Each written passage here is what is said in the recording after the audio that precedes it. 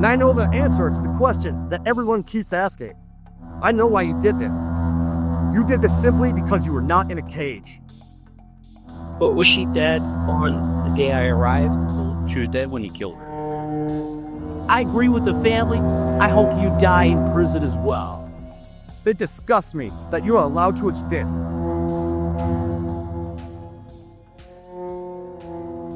There is absolutely no good reporting on today's case.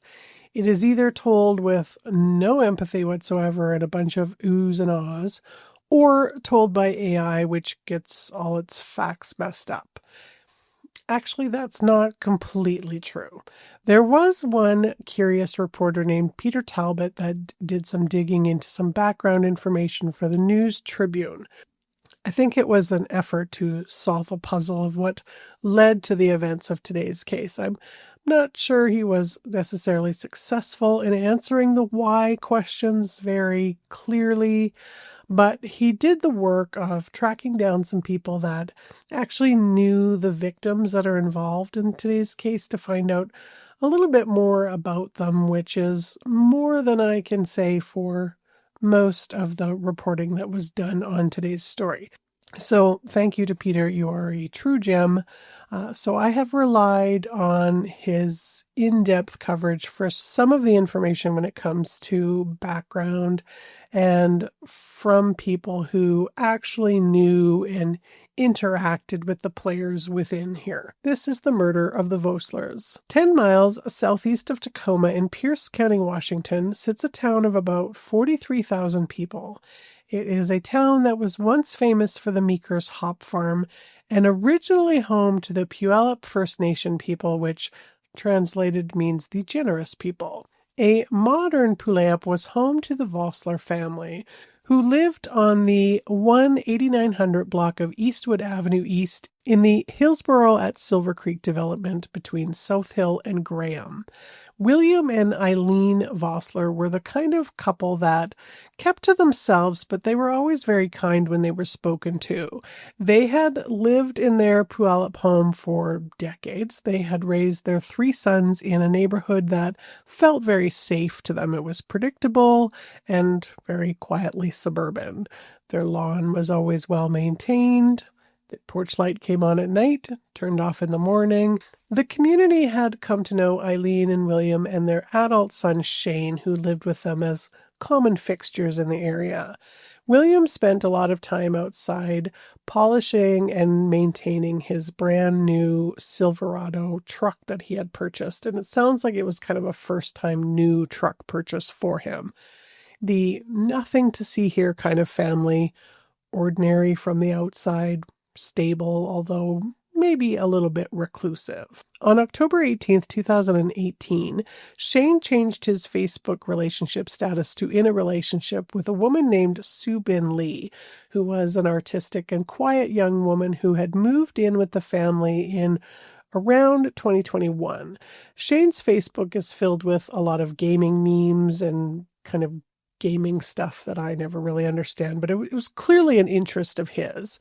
In his About section, it says that he is Vice President of Lead Game Designer at LC Games, which is probably maybe not actually true, not a real company, but more one of those female breast inspector type of things that maybe in this case only gamers would understand.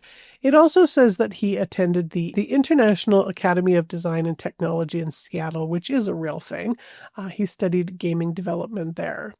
Sue Bin's Facebook page is very different than Shane's. Hers is filled with posts about jewelry and jewelry design and some artwork that she had done.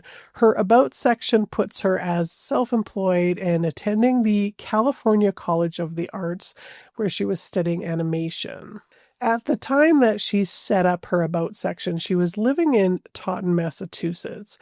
She was originally from South Korea, and the pair had met playing video games online. It was a team-based game called Overwatch.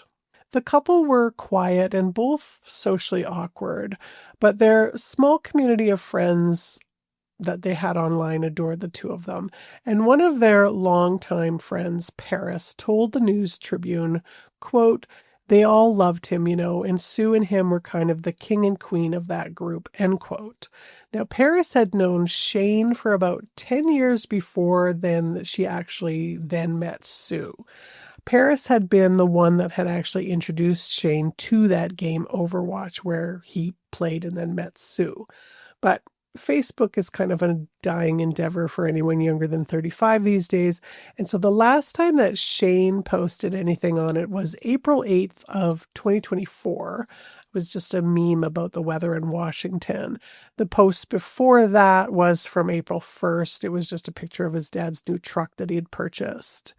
And before that, when he was a little bit more active on Facebook, there were a lot of posts about gaming and pictures of Halloween type stuff, and Sue and his pumpkin carving efforts, which were actually quite impressive.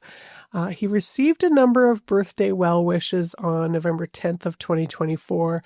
He liked those posts, but he didn't comment on them.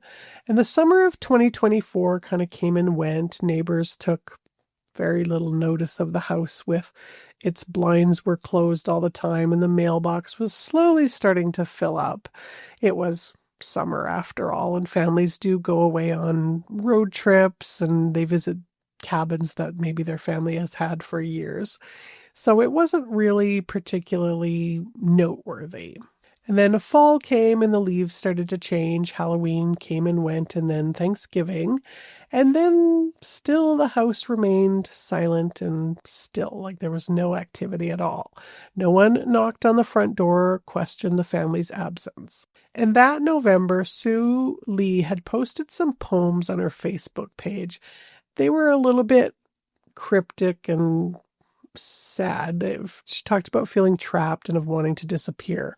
But her words were kind of just brushed off as that poetic sadness, the kind of post that a lot of times people will just kind of scroll past without really digging in and thinking about it. By Christmas, the silence had stretched a little too long, and the family was finally noticed that they hadn't been around. So a welfare check was requested on December 23rd when a neighbor of theirs had noticed that William's new truck was being repossessed. And it was something that they found really odd, especially with the silence that had sort of engulfed the house over the last few months, and the fact that before that he had been quite active out there, cleaning it and taking care of it. So officers came out, but nothing seemed really amiss. So they were legally required to leave. And then another call came in on the 29th of December. There were no signs of any forced entry and still no reason to really enter the property. And it was the same thing then on the 30th, which was the following day. And then finally on New Year's Eve day, so the 31st, Shane's friend Paris contacted Shane's brothers, who agreed to travel to Washington to gain access to the house to see what was going on. They both had keys for emergencies, but they didn't live particularly close by. The Voslers' other sons had not actually heard from their parents since the early summer, and although there was distance between their contact that often lasted months, something kind of felt a little bit off about their lack of communication this time. So they used one of the keys that they had to enter the house, and they immediately backed back out and called the police when one of them found lying in one of the bedrooms a decomposing body of what was probably a woman. So when the police arrived at the house with cadaver dogs in tow, it revealed a rather psychological unraveling that is kind of impossible to comprehend. The air was thick with the smell of decomposition, and in a bedroom on the upper level, the body of Sue Bin Lee was found, and it was noted in the reports as, quote, obviously deceased, end quote. And then in the master bedroom, they saw that the bathroom door to the ensuite was locked, and there was some, what looked like dried blood peeking out the door from the floor on the tiles under the door. There was a single bullet hole through the door itself. Now, they tried kind of forcing their way in through the door, but there was something blocking it. So they kind of looked through the bullet hole and under the door as well, and it was Shane. He was laying on the floor dead from a single bullet through his head, and that single bullet had also then pierced the door. Now, as police worked to clear the scene, they made their way into the garage where there was this deep freeze, and on the freezer was taped 2 handwritten notes. One of them reading, "Time of death, July 24th, 5:45 a.m., and then the other, "Time of death, July 24th, 3 p.m. But that didn't really make a lot of sense to them. Like, how would Shane have written a note noting his own time of death? And there was no way that Shane's body had been there since July.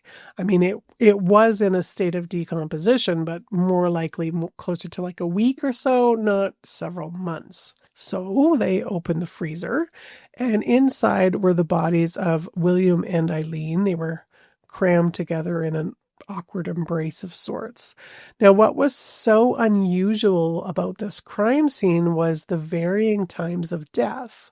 So it was determined by autopsy that William Vosler, who was 68 at the time, had died from a stab wound to the chest, but coupled with blunt force trauma to the head. And it was estimated that Shane's cryptic note had likely been correct about his time of death. That it had happened back in July. Eileen Vosler, who was 66, had multiple stab wounds to her head and neck area. The July time of death tracked for her as well. But based on the state of the house, food had somewhat recently been eaten and laundry had been done at some point since the summer. So Shane Vosler's death was ruled a suicide, and the manner of death for Sue Bin Lee remains a little bit of a mystery. She had either participated in the killings of William and Eileen, and the pair had made this sort of suicide pact, which was carried out months later, or she had been another victim of Shane's warped mind.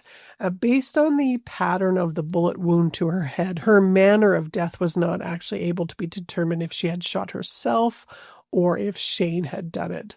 But it was clear that William and Eileen had been murdered, and they suspect that it was Shane that had done that. Now, according to the press release from the Pierce County Sheriff's Office, Carly Capetto said, quote, "Everybody in that household died at a different time frame, with the son being the last one to be deceased. The mother and father had been deceased since sometime around the summer. The son and girlfriend continued to live in that home for nearly 6 months or more when those deceased parents had been in the home with them," end quote. So they conjectured that the reason their deaths had gone undetected and unreported for so long was that they were not very involved in the community. They really kept to themselves, and that Shane and Sue had coordinated what they called a collaborated suicide. But they did confirm that Sue had been dead for longer than Shane, likely by several days. And it was later found, based on some online activity, that Shane had been playing online video games as late as December 23rd. Carly concluded her press release saying, "We're going to be closing this case because we don't have anyone to charge. The medical examiner's report is a key piece of evidence and matched up to what we were leaning towards," end quote. And so that was kind of it for the story. There was no motive uncovered, nothing really looked into, and nothing left to really investigate. But Shane and Sue had lived among William and Eileen's corpses for months, like day after day. Putting them in the freezer preserved their bodies. So did they plan on living there, hoping that they were never going to be discovered? Was suicide always part of the plan?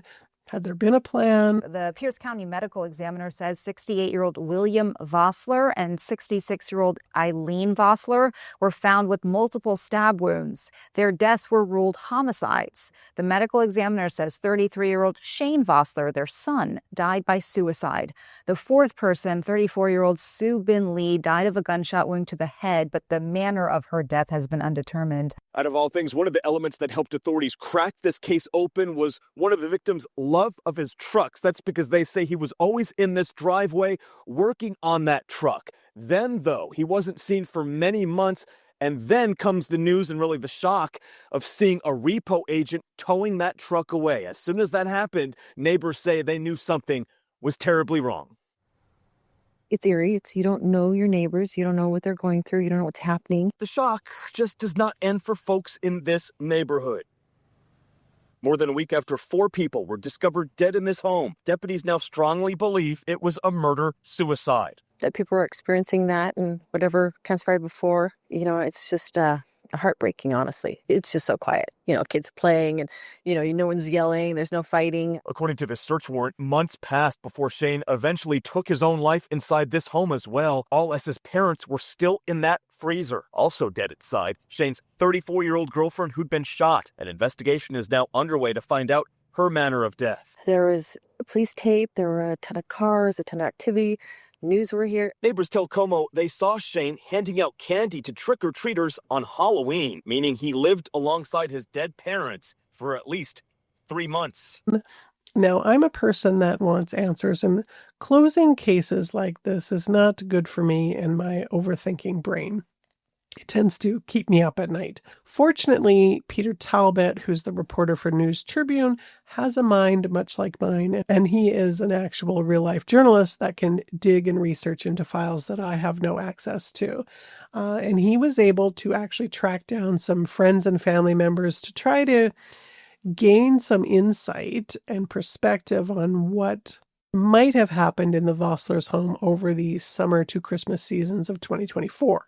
Obviously, there is no definitive conclusion as to what happened, but based on what Peter was able to sort of research, the motive likely came down to frictions between Shane and his parents and possibly with Sue as well. We will likely never know if Sue knew about the murders of William and Eileen, or if she was simply a bystander to that, or if she was a willing participant or completely unaware of what Shane had done. But Eileen Vosler may have some unresolved trauma from her past that affected her journey through life and through her parenthood. Now, before she had married William, she had been married to a man named Kenneth Geering, and the couple were living on a farm in Graham, Washington. In 1989, she left him due to some disturbing behavior on his part that led to him being under a restraining order, which he frequently ignored. Eileen had reached out to her neighbors, Tom and Ruthita Lacrosse, and according to an article that I found in the Los Angeles Times, on June 6 of 1989, Eileen was visiting with the Lacrosses when Kenneth showed up there. He took her car and drove away in it. So the sheriff's deputy was called out, and he then gave her a ride home. Now, the next morning on the Lacrosse's farm, there was a guy named Kirby Hull. He was a truck driver that was standing outside of the milking barn when Kenneth showed up again, this time again looking for Eileen. Kirby and Kenneth exchanged some words, and then Kenneth shot him with a rifle.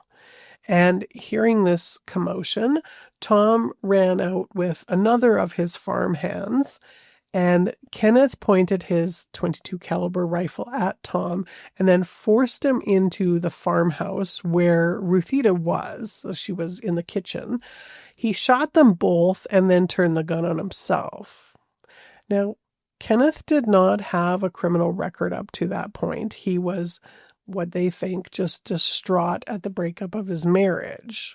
It could have been the trauma from this incident that led Eileen to being a little bit of a recluse in her life and not very involved in her community, having very few friends or people that she was close with and interacted with on a regular basis.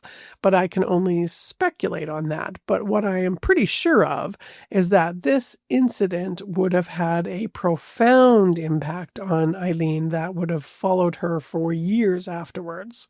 By 1999, William and Eileen were married with their third baby on the way. William had been in the Coast Guard since 1974, and then he retired in 1999 due to an injury on his back that ruptured a couple of discs, which he was scheduled to have surgery for.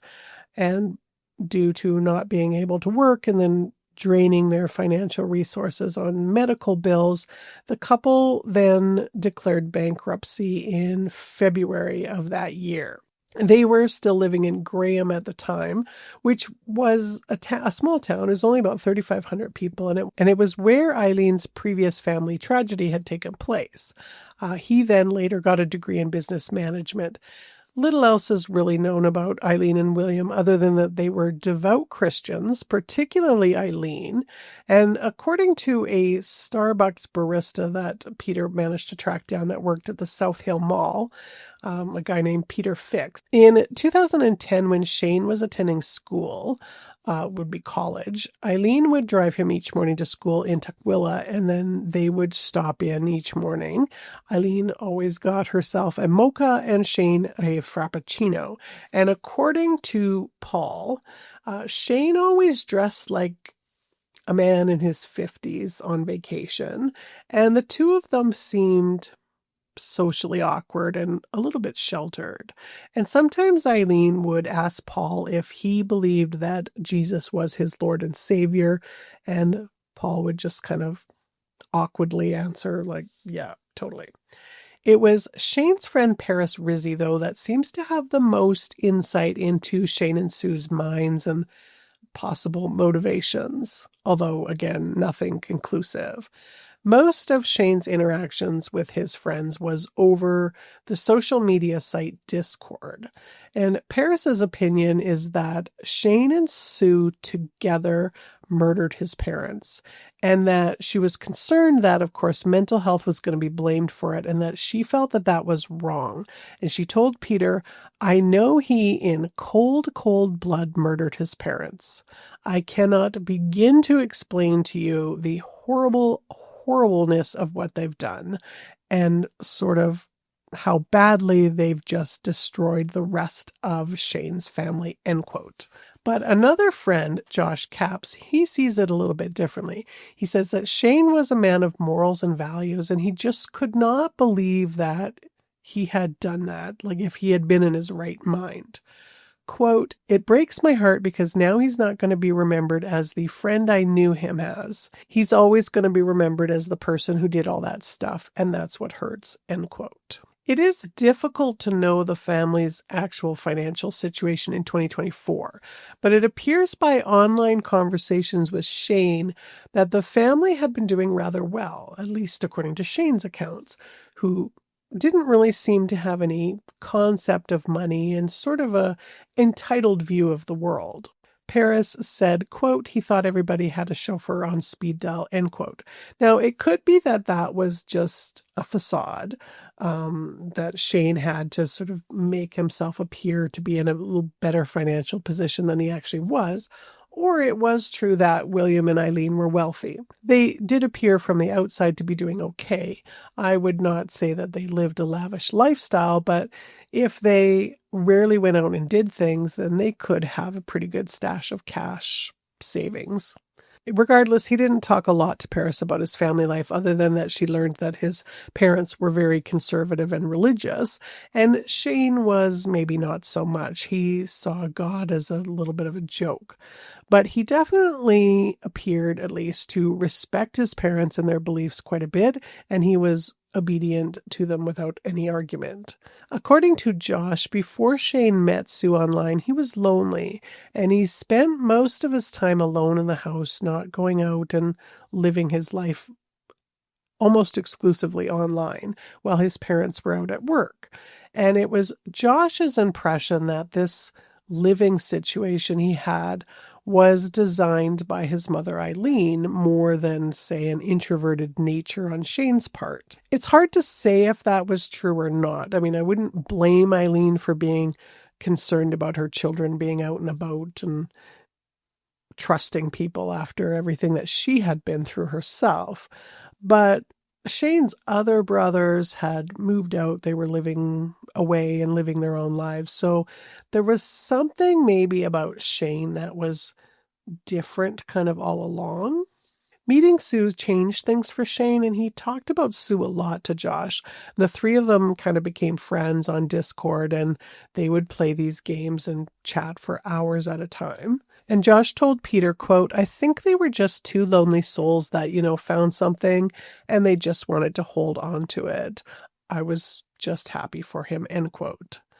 Sue moved in with the family sometime in late 2021 or early 2022, and it was kind of a decision that had been made exclusively by Shane and Sue, and he wouldn't really address how his parents felt about her arrival and her staying there with them under their roof, their conservative roof. I mean, it was two unmarried people sharing a bedroom. It probably didn't go over all that well. And then Sue was kind of the opposite of conservative as far as religious and political values. She was very liberal and adamantly anti-Trump, especially in regards to transgender rights and immigration. She often referred to William and Eileen's views as kind of stupid. So this difference in opinion likely did cause some tensions in the household, but she did continue to live there. Sometime in 2023, Shane started to have some dizzy spells and getting really easily out of breath. So in May, he had a bunch of tests done, but they were all kind of inconclusive. They weren't able to come to any kind of diagnosis. So Shane did some online research and kind of self-diagnosed himself as having POTS, or postural orthostatic tachycardia syndrome, which causes you to have a high heart rate, some dizziness and lightheadedness, especially when you're transitioning from sitting to standing. So he was scheduled to see a specialist in October. I have no idea if he actually went to that appointment or not. Now, according to Shane, his condition got so bad that he actually had a wheelchair to get around the house in. But according to him, his parents didn't believe that he was actually very sick, and they were basically saying, just get over it. And so he had to hide the chair from them when they were home. And again, there is really no way to verify if any of this was in fact true. Looking back, Paris kind of wonders if he was in fact faking it for some sympathy. By early 2024, Shane's online presence was starting to fade away a little bit. His username would appear less and less frequently on Discord, and when he was there, he wasn't really in the best of moods.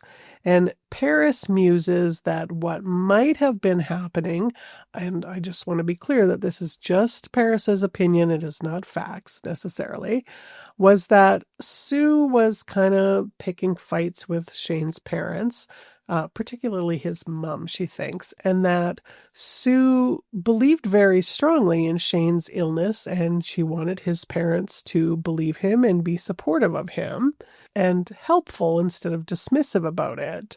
Quote, what it would do is get his mom worked up, and then his dad would have to step in, and Sue would go back up to their bedroom while Shane dealt with the fallout, end quote. Now, Josh also noticed some changes in Shane around June of 2024 when he stopped responding to his messages, and when he would reply, which was much later, he would give these just really short, often one-word replies. By August, he had completely stopped responding at all. Now, in that August, after, of course, it turns out that Shane's parents were dead, Paris had asked him how his game development thing was going, and he said that it was on pause. And she said that she knew then that something was wrong because he wasn't the type to just sort of give up his passions and things that he was somewhat obsessive about. He was a little bit obsessive about his gaming. And so she says that at that time she was frightened. But I will add, not really frightened enough to reach out to anyone at that point. So I think we put that down to being hindsight being 2020. I'm not blaming or judging in any way. It's just that I think that things get passed over. Alarm bells don't often go off until we reflect a little bit. But when Shane didn't respond to her Merry Christmas message, her concern really started to sort of ramp up at that point. Now, the first welfare check had been made by neighbours, and that was on the 23rd, which is oddly the day that they believe that Shane actually took his life based on his online activity.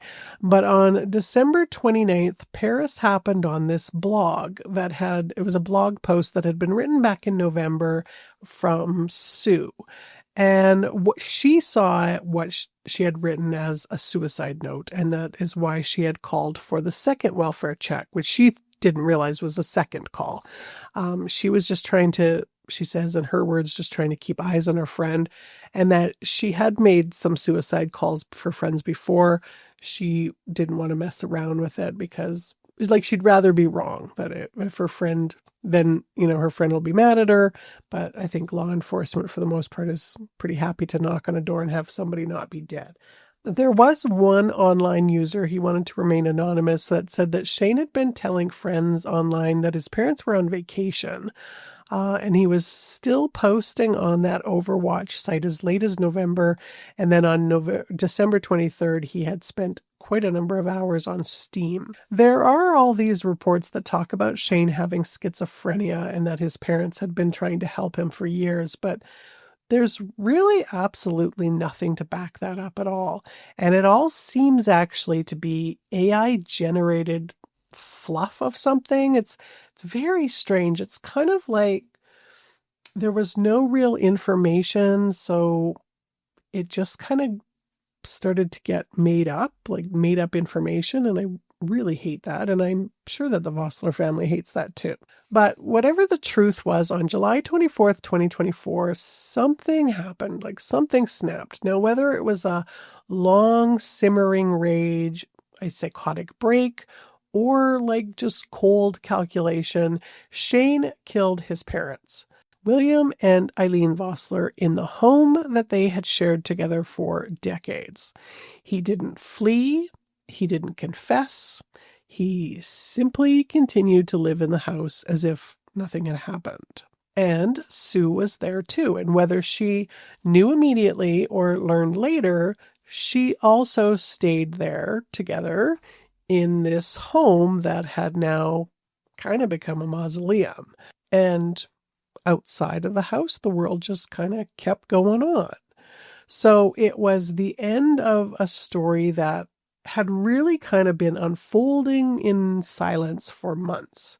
And a neighbor had said once, quote, "We noticed when we would drive by that there was always a lot of activity in the driveway, working on cars and in the yard. We both noticed that suddenly it seemed like all activity had stopped. It just didn't seem right," end quote. And yet most people in the neighborhood just assumed that the family was on vacation or just preferring to keep to themselves.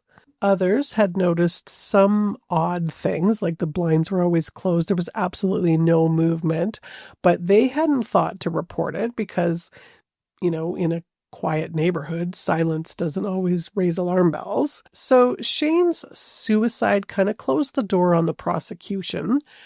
Sue's death raised, I think, a lot of questions, like was she a witness, a victim, was it something else? Toxicology reports were kind of inconclusive. Her online posts that she did kind of hint at despair and maybe suicide, but not complicity. But this wasn't just a crime. This was a collapse, a slow unraveling that just nobody saw until it was too late. Because in the end, the most haunting part of this story isn't actually how the story ended, but it's how long it went unnoticed. And that was the annihilation of the Vosler family and the mysterious death of Sue Bin Lee. Thoughts, opinions, comments, leave them below because I am very interested to hear what you think of this story. Do you think that Sue was involved in the murders, that she didn't know? Was she a victim? Was she a perpetrator. If she committed suicide, I guess that makes her a victim as well. I'm just really interested in what you think happened in this case.